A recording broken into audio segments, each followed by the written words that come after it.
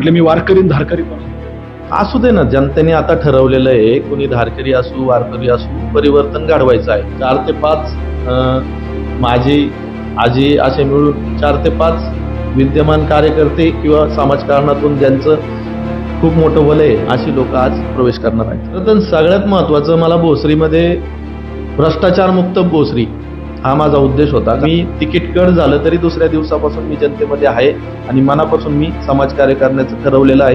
इथून पुढे आयुष्यभर समाजकार्य करेन. जनता नक्कीच मला एक ना एक दिवस संधी देईल. प्रेक्षक नमस्कार. भोसरी विधानसभा मतदारसंघात आज आपण खरं तर आहोत. खरं तर या भोसरी विधानसभा मतदारसंघातून या विधानसभेची निवडणूक लढण्यासाठी जे इच्छुक होते ते रवी लांडगे. खरं तर भोसरी विधानसभा मतदारसंघाची ही जागा शिवसेना उद्धव बाळासाहेब ठाकरे अर्थात उभाटा गटाला सुटावी असे अनेक वेळा प्रयत्न झाले, परंतु नाराज न होता आज रवी लांडगे हे स्वतः अजित गव्हाणे जे महाविकास आघाडीचे उमेदवार आहेत त्यांच्या प्रचारात सक्रिय झाले. आपल्या समोर स्वतः या भोसरी प्रभागातून जे बिनविरोध नगरसेवक राहिलेले ते रवी लांडगे. रवी भाऊ, आपलं स्वागत आहे आपल्या मध्ये. नमस्ते. रवी भाऊ, काय वाटतं विजयाचा विश्वास? खरं तर महाविकास आघाडी म्हणून तुम्ही खांद्याला खांदा लावून अगदी प्रचारात सक्रिय झाला. शेवटचे काही दिवस शिल्लक आहेत, काय वाटतं विजयाचा विश्वास?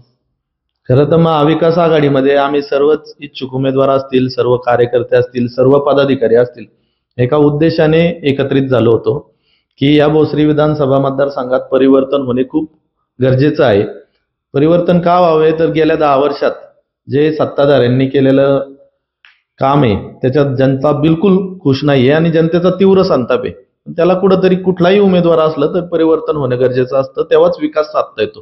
त्यामुळे आम्ही सर्व एकत्रित आलो होतो आणि आता तिन्ही पक्ष मिळून एकत्र एका जीवाने काम करत आहेत. त्याच्यात राष्ट्रवादी काँग्रेस पक्ष आहे, शिवसेना आहे आणि राष्ट्रीय काँग्रेस पक्ष आहे आणि नाराजांचा मोठा वर्ग आहे. तर मला 100% खात्री आहे की भोसरी विधानसभा मतदारसंघात नक्कीच परिवर्तन होईल. लांडे झाले, लांडगे झाले, आता गव्हाणे होतील का? खरं तर सगळ्यात आधी फुगे झालेत. भोसरीचे आमदार सोपानराव फुगे झालेत, त्याच्यानंतर लांडगे साहेब झाले, त्याच्यानंतर विलासशेठ लांडे पाटील झाले, आता विद्यमान पण लांडगेच आहेत. आता गव्हाणे नक्कीच आमदार होतील. मी तुमच्या भाषणातही बोलून दाखवतो की म्हणजे आपल्याकडे गावकी आणि भावकीचं राजकारण चालतं, त्यामुळे यावेळेला गावकी आणि भावकी गव्हाण्यांसोबत आहे.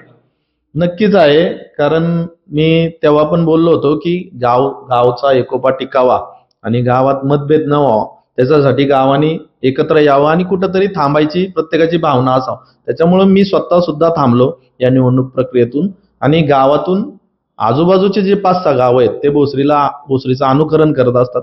त्या गावांना वेगळा संदेश जायला नको आणि गावाचा एकोपा आहे.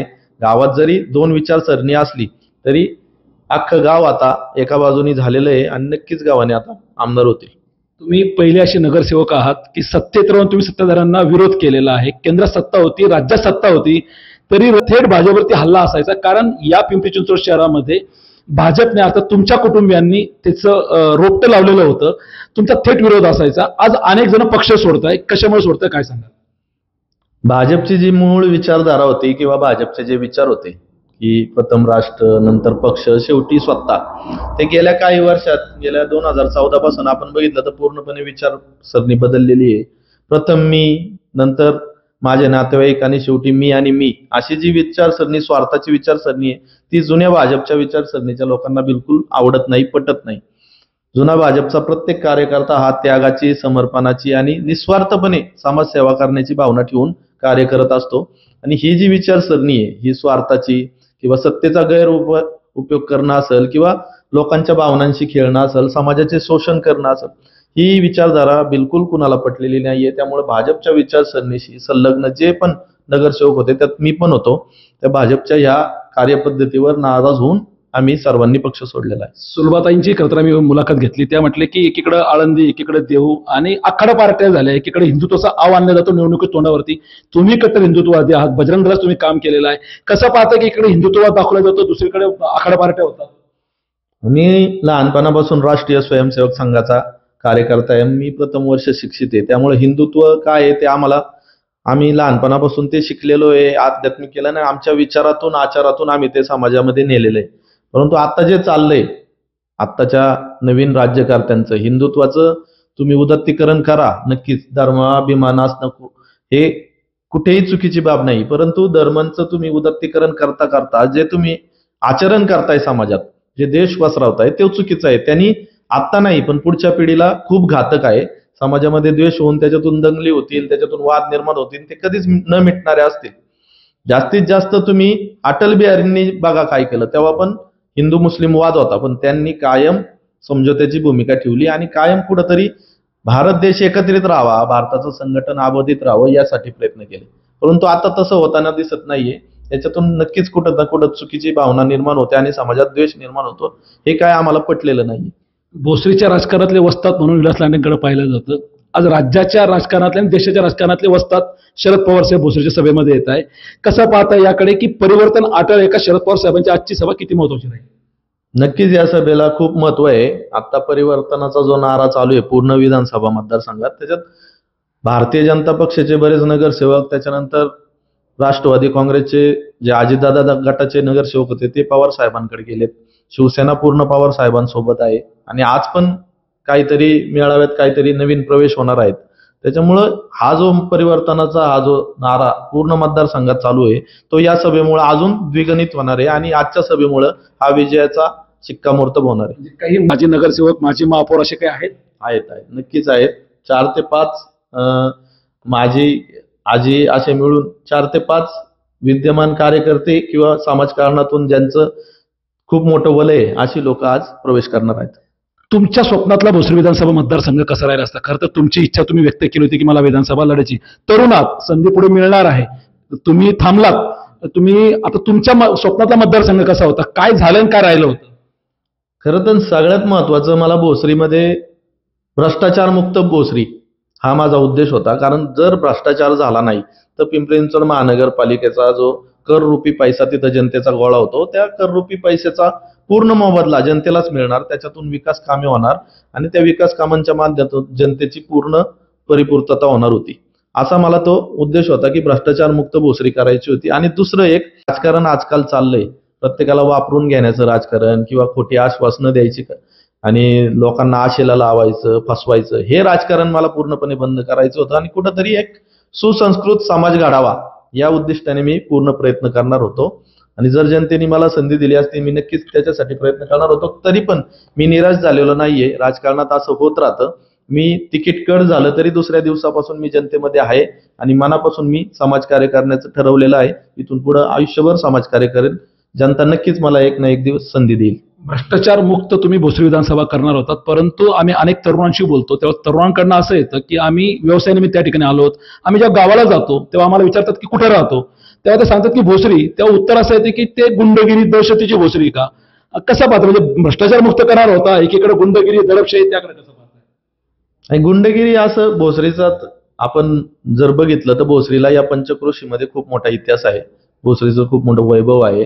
राजकीय असेल, सामाजिक असेल, आध्यात्मिक असेल, क्रीडा क्षेत्र असेल किंवा शैक्षणिक क्षेत्र असेल, सर्व क्षेत्रांमध्ये भोसरीतील स्थानिक लोकांनी खूप नाव कमवलेलं आहे, खूप वलय तयार केलेलं आहे आणि पंचक्रोशीत भोसरीचा दबदबा आहे.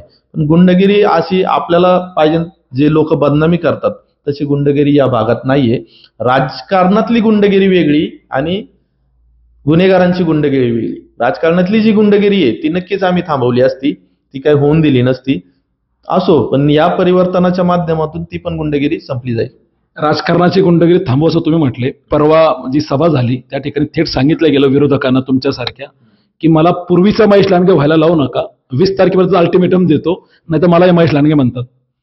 नाही, ते असल्या घोषणांनी काही फरक नाही पडत. आता जनतेने ते जे पहिली जनता सुज्ञ नव्हती ती आता जास्त सुज्ञ झालेली आहे आणि असे जे वक्तव्य करतात उलट ते वक्तव्य केल्यामुळे जनता अजून नाराज त्यांच्यावर होते, अजून जनतेचा संताप ओढून घेतात. थेट म्हटले मी वारकरी धारकरी पण आहे.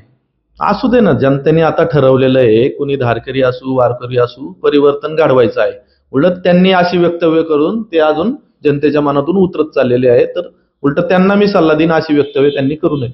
शेवटचे काही दिवस राहिलेत, काय मतदारांना तुम्ही अपील कराल? मतदारांनी काय पाहून तुमचा उमेदवार निवडला पाहिजे, काय सांगाल?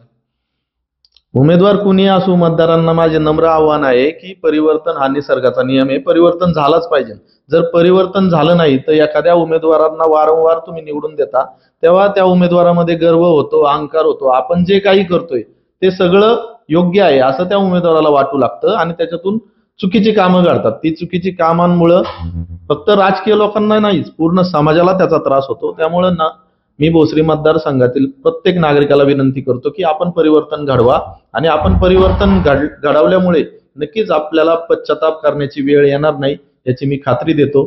त्यामुळे आपण नक्कीच या प्रक्रियेमध्ये समाविष्ट व्हा आणि परिवर्तनाचे साक्षीदार व्हा. शेवटचा प्रश्न घेतो, विजयाची खात्री किती? गुलाल तुमचाच का? 100% विजयाची खात्री आहे. आम्ही महाविकास आघाडी म्हणून 25 ते 50 हजार मतांनी नक्कीच निवडून येऊ अशी आमची खात्री आहे. तर हे होते रविभाऊ लांडगे. खरं तर 25 ते 50 हजार मताचा विजयाचा विश्वास त्यांनी व्यक्त केलेला आहे. मी जर आमदार झालो असतो किंवा मला जर संधी मिळाली असती तर 100% भोसरी विधानसभा मतदारसंघ हा भ्रष्टाचार मुक्त केला असता आणि जी गुंडगिरी ती राजकारणात जरी असती तरी ती मोडून काढली असती. परंतु येत्या काळात देखील महाविकास आघाडीचा एक सहकारी म्हणून अजित गव्हाणे यांच्या खांद्याला खांदा लावून प्रचारात सक्रिय झालेले, कुठल्याही प्रकारची नाराजगी राहिलेली नाही. येत्या 23 नोव्हेंबरचा जो निकाल लागेल तो 100% महाविकास आघाडीच्या बाजूने लागेल असा विश्वास रविभाऊ यांनी व्यक्त केला. भाऊ, आपलं मनपूर्वक आभार. आपण वेळात आपल्याशी बोललात. धन्यवाद.